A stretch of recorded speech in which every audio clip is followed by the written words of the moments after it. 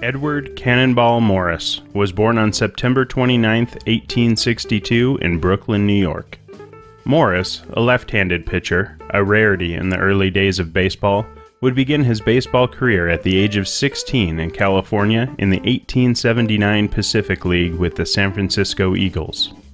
Morris would continue playing for San Francisco in the 1880 season, then spending the next two seasons in 1881 and 82 with the Mystics of the New California League and the Nationals of the California League. Morris would also play for the Philadelphia Phillies of the League Alliance in 1882. Morris would attend college during these years before pitching for the Reading Actives of the Interstate Association as well as the San Francisco Haverleys in 1883. It was during this 1883 season where Morris would make a name for himself, going 16-6 with a 1.80 ERA. Morris would begin his major league career in 1884 when he was signed by the Columbus Buckeyes of the American Association and would go on to have a stellar rookie campaign, going 34-13 with 47 complete games, a career-low 2.18 ERA, and 429.2 innings pitched, 302 strikeouts, and led the league in FIP with 2.41 and hits per 9 with 7. On May 29, 1884, Morris would throw a no-hitter against his future team, the Pittsburgh Alleghenies. In the Friday, May 30, 1884 edition of the Cincinnati Enquirer, it reports that the Alleghenies were demoralized and could do absolutely nothing with Morris's pitching.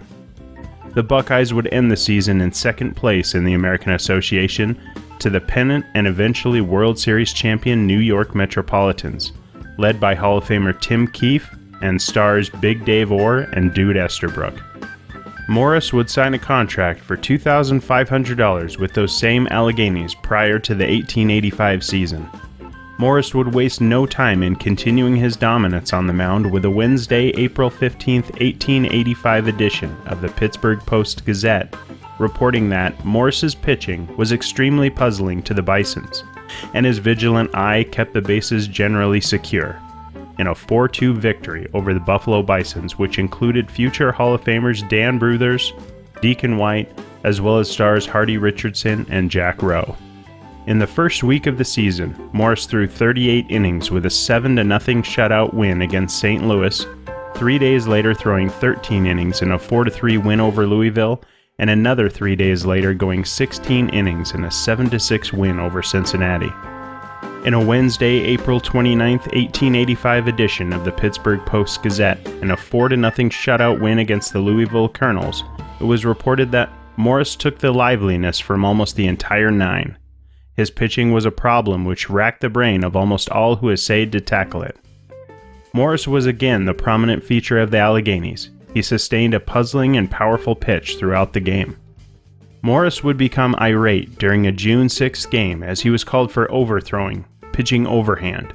He grew wild and suffered a 13-2 thrashing from the Brooklyn Grays, but the very next day the NL and AA would formally adjust their rules, stating that all pitchers using an overhand delivery can do so without any type of delivery restrictions. Morris would embrace this rule, but was not without fault, as his wild pitching would sometimes get him into trouble, as was reported in the Friday, June 19, 1885 edition of the Pittsburgh Daily Post, in a 6-5 loss to the Philadelphia Athletics. Milligan, in the 7th, threw his bat at Morris and was promptly fined. Milligan declared that Morris had maliciously attempted to hit him with a pitched ball. In a 12-1 victory over the Baltimore Orioles on July 16, 1885, the Pittsburgh Daily Post reported the following day that the effective and quick delivery of Morris was too much for the visitors. The Baltimoreans obtained only 2 hits from the Alleghenies' little champion. The game was almost void of interest. In the Monday, August 3, 1885 edition of the Pittsburgh Post-Gazette, in a 4-1 loss to the Louisville Colonels, it was reported that Morris was in excellent form and struck out 15 men. Morris would finish the 1885 season with a 39-24 record, a 2.35 ERA, starting a league-high 63 games and completing all of them, recording 7 shutouts in a career-high and league-leading 581 innings pitched. leading the league in strikeouts with 298, batters faced with 2,321, whip with .964, and hits per 9 for a second straight season with 7.1. Despite a successful season, Morris and the Alleghenies would go 56 and 55, which was only good enough for third place in the American Association. The 1886 season would begin with the Alleghenies going on a tour in the South. In an exhibition game pitting the Alleghenies against the Southern League Savannah baseball team in Savannah, Georgia, the Tuesday, March 30th, 1886 edition of the Pittsburgh Post-Gazette reported that Morris had the home club at his mercy and they could not score. The winning and only run was made by Morris in the 15th inning after 2 were out. Early in the regular season, in a Friday, May 7, 1886 edition of the Pittsburgh Daily Post, it was reported that Morris too much for the St. Louis Sluggers. The Browns were unable to do anything with Morris, who was in the best of form, and who was given errorless support by Carroll. In a season where it seemed Morris could do it all, he quite literally did. As a Thursday, April 8, 1886 edition of the Pittsburgh Post-Gazette reported that Morris umpired until the 7th inning, and his work was very unsatisfactory to the visitors, who kicked, and Morris, getting cranky, left the field against the orders of Captain Brown and manager Phillips. Schaefer, of the home team, finished the game. Morris' careless work came near costing his club the game.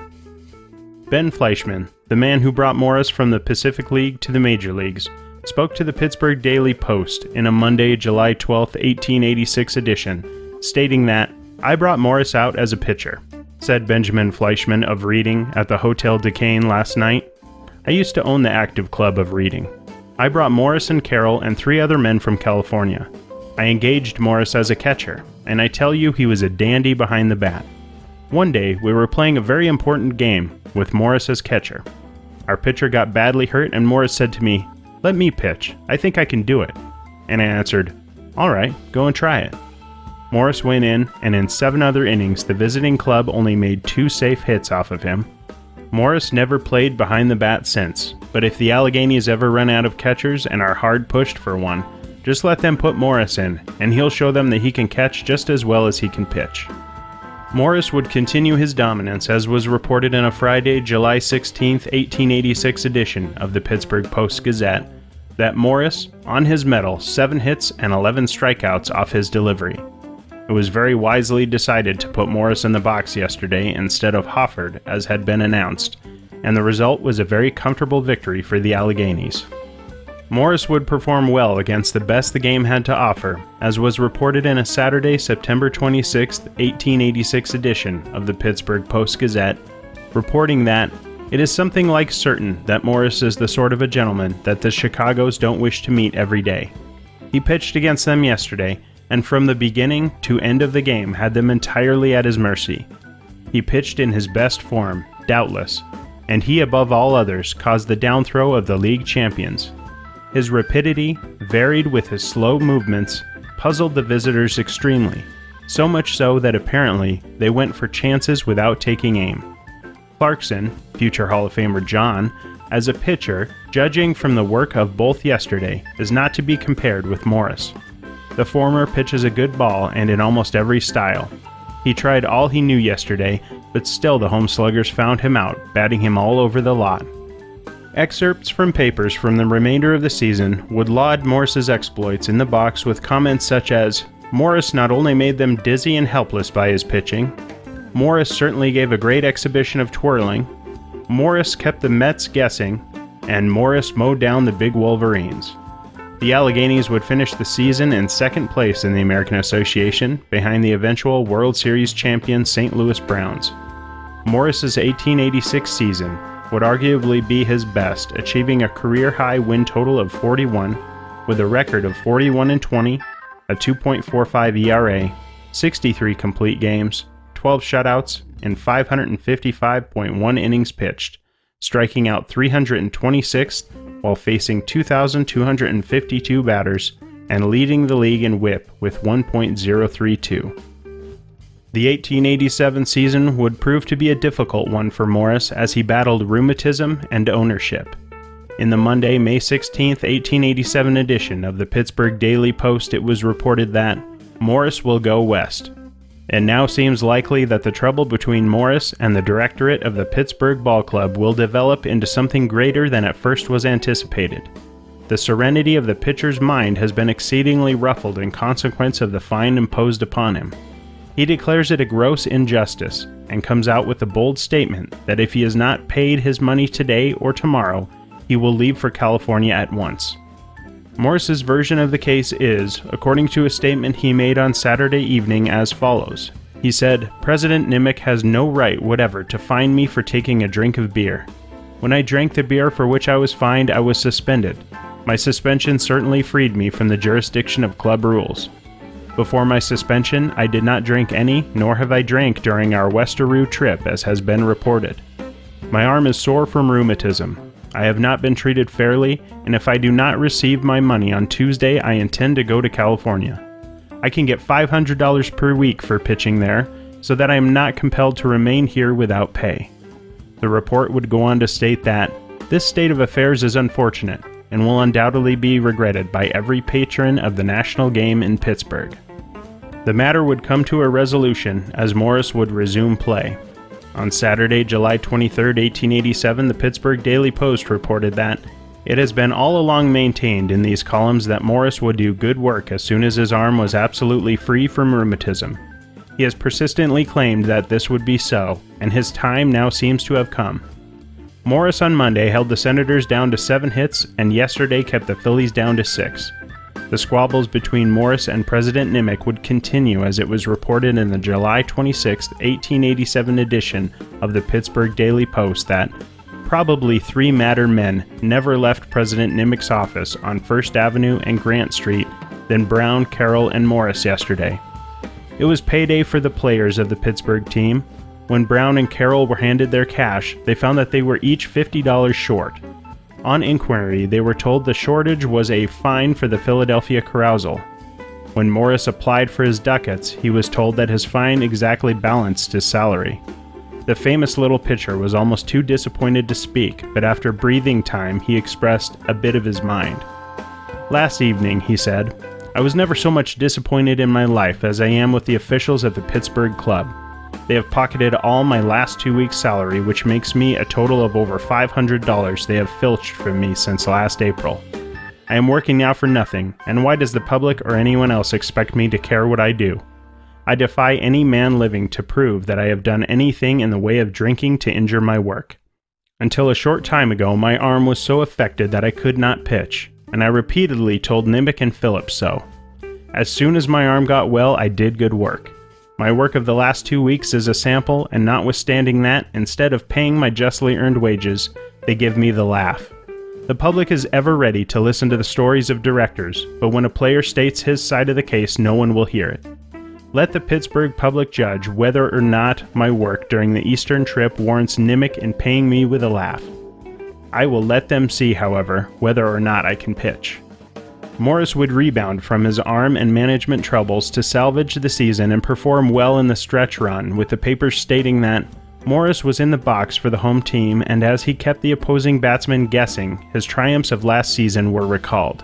Morris was the great man. He commenced as if he intended to send devastation into the camp of the Giants. Morris, the left-handed wizard, was a puzzler, and he worked like a Trojan. In a season that saw the Alleghenies move to the National League and Morris battle an arm injury and management, the team would suffer and finish 6th with a 55-69 record. Morris would go 14-22 with a 4.31 ERA and 317.2 innings pitched, while allowing a career-high 13 home runs.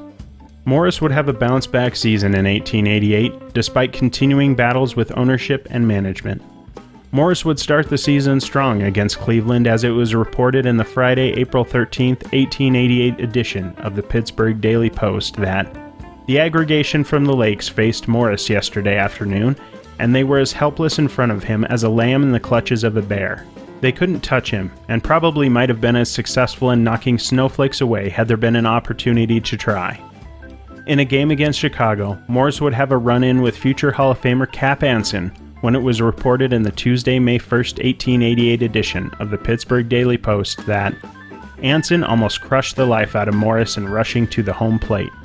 The big captain was at third and Morris made a wild pitch.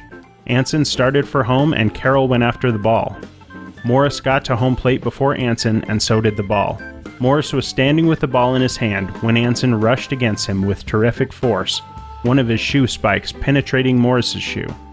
At first it was thought that the injury was serious, but Morris was able to pitch the game out. It seems that all Chicago players are instructed to reach a base at the cost of broken legs, ribs, noses, or even necks. It's especially impressive that Morris at 5'7" and 165 pounds stared down Anson at 6 foot 227 pounds as he barreled towards home plate. Morris would have another run-in with management when it was reported in the Thursday, August 23, 1888 edition of the Pittsburgh Daily Post that one interesting feature of yesterday's two games was the fining of Morris. Sir Edward, although on the side of victory, was fined $50 by manager Phillips. The matter was kept as quiet as possible. The facts of the case, however, are to the following effect. In the 8th inning of the second game, Morris knocked a grounder to Kroc, who threw the ball to Anson, easily retiring Morris. The latter never attempted to go to first, but ran toward the pitcher's box thinking there were two men out before him. There was only one man out, however, and Morris made two. Manager Phillips complained to Morris for this alleged piece of carelessness and fined him $10 for grumbling about Smith's error in the 9th inning. Morris, on being told of the fine, replied to the manager in very strong terms, and as a result the fines amounted to $50. It is expected, however, that the matter will be finally adjusted in a satisfactory manner. The papers would go on to report the strong season for Morris with headlines such as, "Morris pitches well," "Morris was a riddle," and "Morris once more does great pitching." Despite the strong season from Morris, the Alleghenies would finish the 1888 season again in 6th place with a record of 66 and 68. Morris would finish the season with a 29-23 record, a 2.31 ERA, a league-high 55 games started and 54 complete games in 480 innings pitched, while allowing a league-high 470 hits. Salary negotiations between Morris and the Alleghenies would turn sour as it was reported in the Saturday, October 27, 1888 edition of the Pittsburgh Daily Post that it may, therefore, be taken for granted that Morris will not receive the $4,000 which he has emphatically asserted he will hold out for. The club is settled on this point, and the argument is that the exchequer will not allow it, and of course Morris has a free man's right to refuse to work unless he receives satisfactory remuneration. Morris would return to the Alleghenies for the 1889 season, but the toll of over 2,300 major league innings would finally catch up to him. His fastball was no longer there, and the teams were able to hit him freely. The papers reported that Morris is plainly not the man to put up against either the Hoosiers or the Chicagos. And Morris was a happy mark for the visitors. His slow balls were of no account yesterday as they were banged all over the lot, with only the occasional report of a well-pitched game. The Alleghenies would finish the season in 5th place in the National League with a record of 61 and 71. Morris would see limited playing time as Harry Staley and future Hall of Famer Pud Galvin would pitch most of the innings for Pittsburgh in 1889. Morris would end the season with a 6-13 record, a 4.13 ERA over 170 innings pitched, while leading the league in home runs per 9 with .2. 1890 would see the Players' League, led by John Montgomery Ward, raid the National League and American Association, and due to the ongoing rift with management, Morris was all too happy to join the new league. Morris would join the Pittsburgh Burghers for his final major league season in 1890. Unfortunately, Morris's arm was at its end. Newspaper reports were plentiful in pointing out the shortcomings of the veteran pitcher. Morris is weak and his support weak. Morris a machine tossing balls at the same angle and the same height all the afternoon long. And Morris was hit pretty hard throughout the game, while on occasion a positive report would surface such as, Morris did very well and defeat was not entirely due to him by any means, and the Pittsburgh Players League team put Eddie Morris in the box yesterday and he was as effective as in times gone by when he was a terror to the greatest batsman of the country. The Burghers would finish the season in 6th place in the short-lived Players League with a 60 and 68 record. Morris would finish the season with an 8-7 record, a 4.86 ERA, and 144.1 innings pitched. After Morris retired following the 1890 season, he would become the operator of a hotel on Pittsburgh's north side, as well as a deputy warden at Western Penitentiary. Morris remained a fan for the rest of his life and rarely missed a Pirates game. In the Tuesday, January 30th, 1934 edition of the Pittsburgh Press, Morris picked his all-star Pirate team. Old Ed, who is now employed by the county at South Park as a tennis court supervisor, pitched in a Pittsburgh uniform back in the days when the bloke with the shiniest buggy whip could always pick off the sweetest gal. Morris's picks would include Fred Clark in left field, Clarence Beaumont in center, Paul Wainer in right, Gus Surr at first base, Claude Ritchie at second, Honus Wagner at shortstop, Pie Traynor at third, Walter Schmidt at catcher, right-handed pitcher Babe Adams, and left-handed pitcher Jess Tannehill. Also in 1934, at age 72, Morris would once more don a Pittsburgh uniform and pitch an inning in celebration of the silver anniversary of Forbes Field. On April 12, 1937, Morris would pass away at age 74 from complications due to an amputation caused by an infected toe.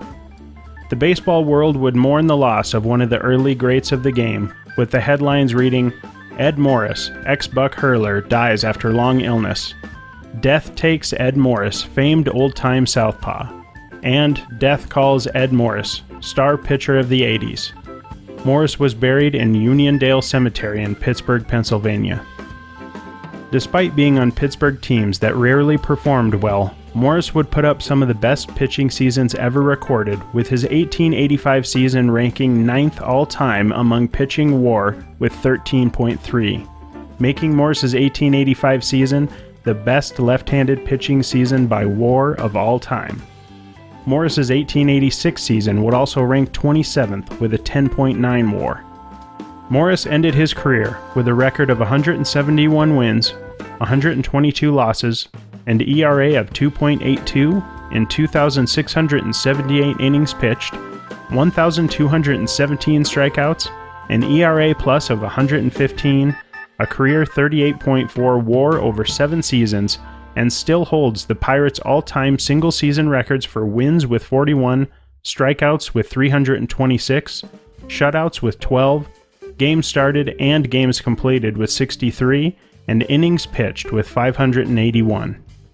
A Pittsburgh legend and a lifetime fan of the game, Ed Cannonball Morris will always be remembered as the greatest southpaw hurler of 19th century baseball.